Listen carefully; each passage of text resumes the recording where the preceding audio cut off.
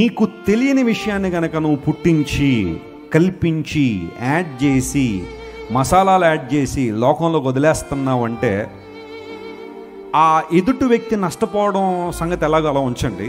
దేవుడు వారికి కావలసిన మేలు వారికి చేస్తాడు, కానీ నీవు చాలా తీవ్రంగా నష్టపోతావు. తెలుసో తెలియకో చాలామంది ఈ పని చేస్తూనే ఉంటారు.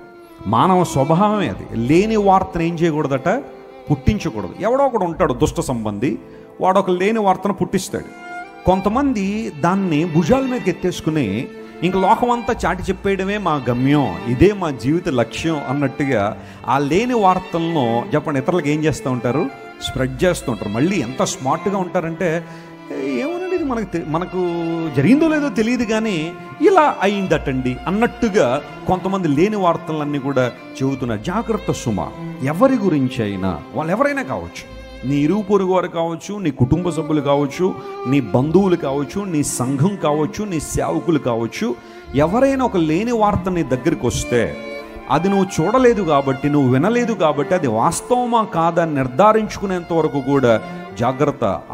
ఆ వార్తను స్ప్రెడ్ చేయడానికి వీల్లేదు.